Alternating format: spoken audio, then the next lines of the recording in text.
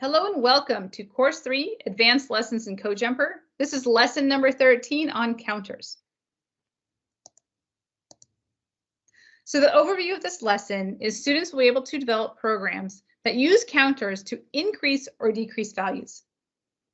The expected outcomes are that all students will be able to explain how counters are used in a program. Most students will be able to recreate programs that use counters using a model. And some students will be able to create an original program that uses counters to increase or decrease a value. So as always, we'll start with our key vocabulary words. We have two words for this lesson, counters and parameter. So let's start with parameter first. A parameter is a value that is given to a command. For example, like which note to play in the piano sound set. We've seen parameters before in our earlier lessons. So if you're not sure what those are or you can't quite remember, go back and review the module that has our parameter lesson in that. The other word is a counter, and that's a parameter used in computer programming to increase or decrease the value of a variable. All right. So let's start out with our unplugged activity. This activity is really fun. So in this activity, students will be able to develop programs that use counters to increase or decrease values, just like we've said. What the students are going to be doing is playing a coin flip, disc flip game, and then tally their points in the computer science journal. So for this lesson, they'll need their computer science journal, whatever format that looks like, and coins or discs with two distinct sides. You can use a coin, and then if needs more tactile distinction, you can add on a sticker or something else so that it's very clear which side is which. So the way this game works is you work in pairs, and one student chooses the side that they're going to be looking for, heads or tails. And then they need to decide how many times to flip the coin. That can be chosen by the teacher, you can do it by the students, but sometimes the students like to pick like 100 flips, and that kind of goes on forever. So I would suggest maybe 10 to 20, and then go through that, because then they can play multiple rounds. So you flip the coin, and if you win and you have heads and it flipped to heads on the coin, you make a tally mark. You flip again, say this time it's tails, the other person makes a tally mark. So you keep making tally marks every time you flip that coin. And that's our counter. We're making those tally marks. And at the end of the game, you count up how many you have. So you started with 0, and with every flip, you're counting up. 1 win, 2 win, 3 wins, 4 wins.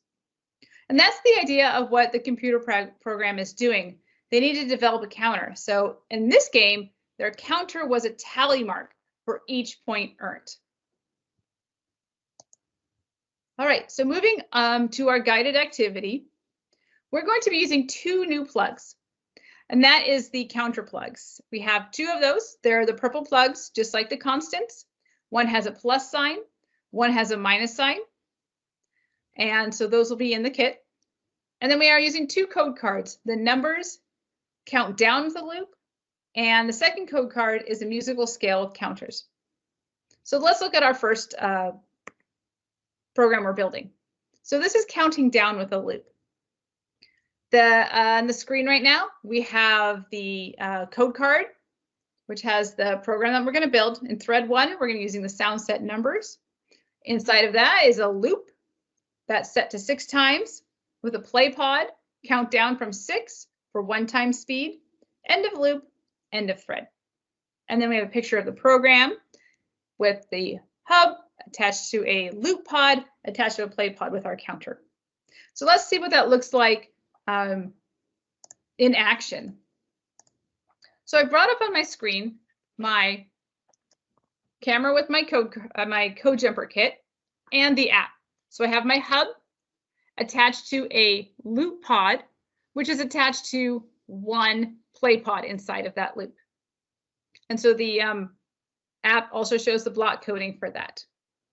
Okay, so what I'm going to do is right now, I'm going to read the code. Thread 1 numbers. Loop 6 times. Play 6 for 1 times speed. End loop. End thread. So we know it's going to play 6 times, and we only have that one play pod. So ask the students to think about, how is this going to count down? If I press play, 6, 6, 6, 6. It's just going to say the same thing again and again.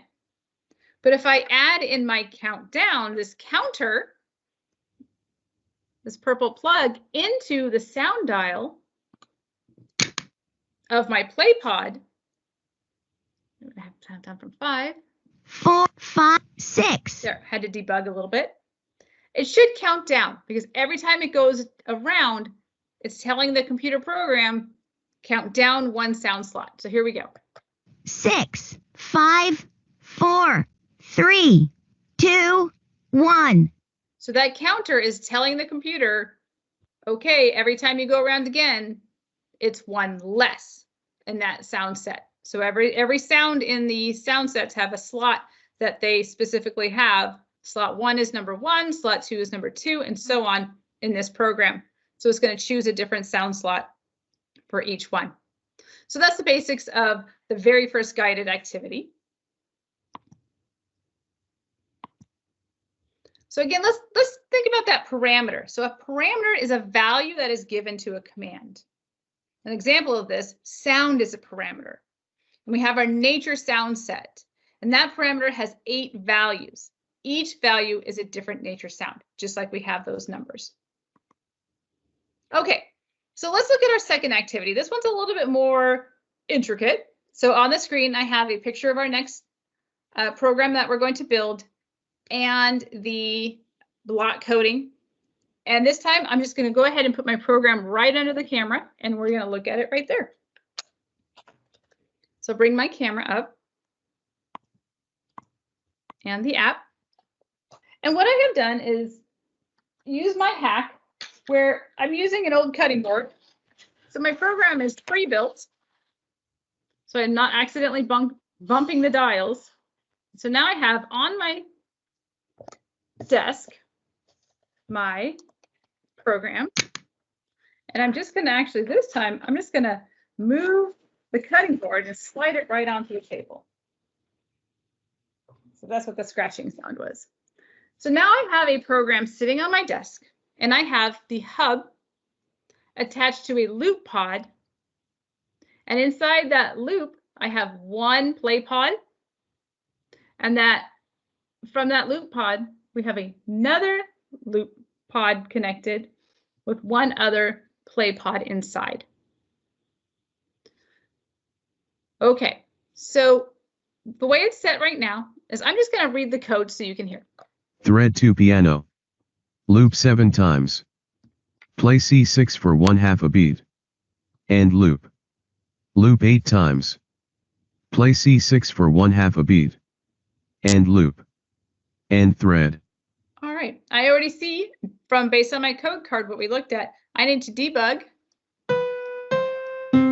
and turn my first play pod to C5 by listening to the code.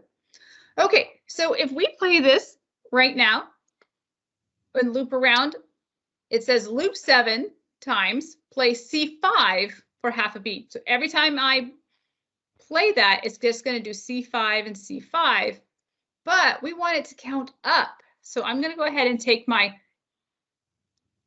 counter that's an increase, my plus sign, and put it into the sound dial of my first play pod. And the second one is a countdown, so I'm going to put that into the sound dial of my second play pod, because we want this to be a musical scale, which means it goes up, the sound goes up, and then it goes down. So I'm going to press play and see how that worked.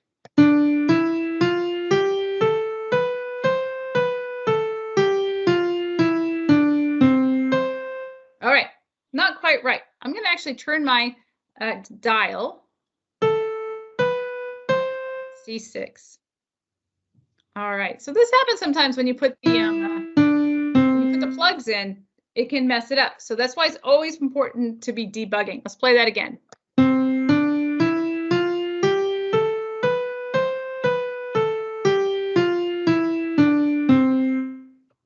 Great. So we had a complete scale by using loop pods and counters because we didn't have enough play pods to make that work either. So it's really important to use as few pods as possible and using our counters and our loop pods. It really gets your brain thinking about how can I make this work? So that's our guided activities. So now let's look at our exploration. So this time, a program we're going to create is a count up or count down.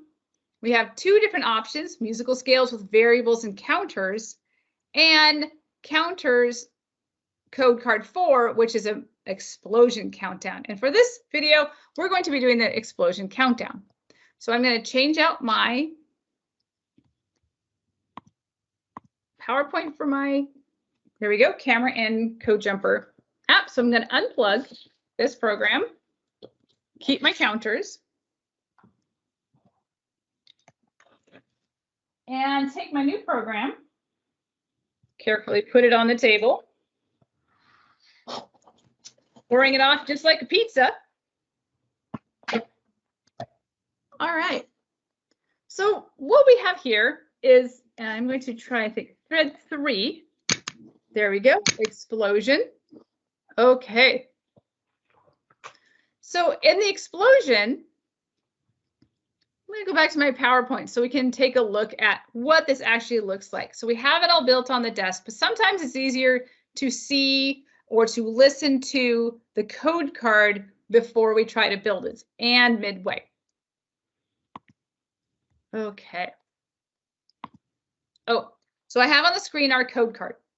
So it tells us in thread 1, but we're using thread 3 for this example, that we want to have some variables in here. So we're going to be using some variables.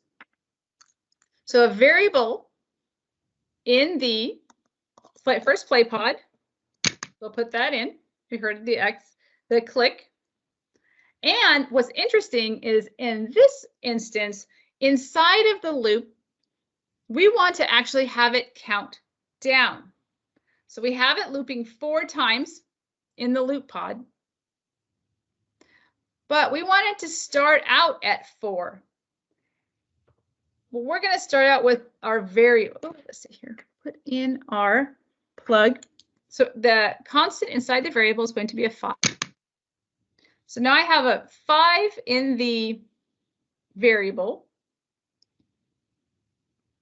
And then we have inside the loop, we want it to loop 4 times. So I'm going to turn it. 5, 4. Okay, 4 times. And then we're going to put another variable inside of the loop, inside the loop pod, the play pod inside the loop. There's going to be a variable in the sound dial. And this time we're going to put a counter in there. Okay, so I'm going to go back to my camera and to my app so we can see this building. So we're at the first loop where we have a variable in there. So we know it's going to be 5 because we have our constant in here. Then moving along, we have a selection pod.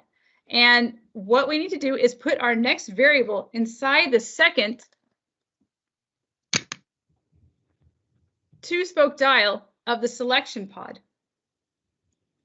So we know that's going to be a value of 5. So let's play our program and see what it's supposed to sound like. Actually, first, I take that back. We're going to run the code. Thread 3 explosion. X equals 5. Play X for 1 times speed. Loop 4 times. Play X for 1 times speed. End loop. If X is greater than 1. Play glass break for 1 times speed. Else.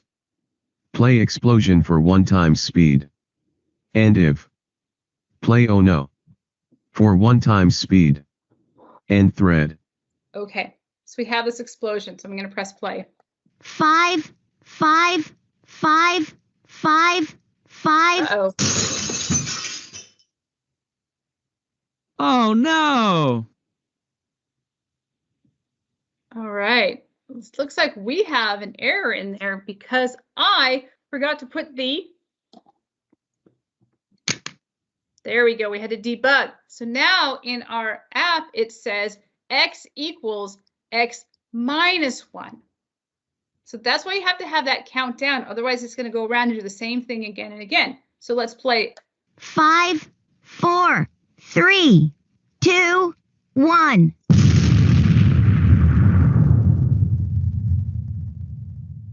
Oh no! There we go. So we have to debug these things all the time. And it's interesting to see that without using that counter, it was 5, 5, 5, where we wanted to be 5, 4, 3, 2, 1. So that's our lesson on counters. Take your time with this lesson. It can be complicated and in these more advanced lessons. And we'll see you next time for the next lesson. Thank you.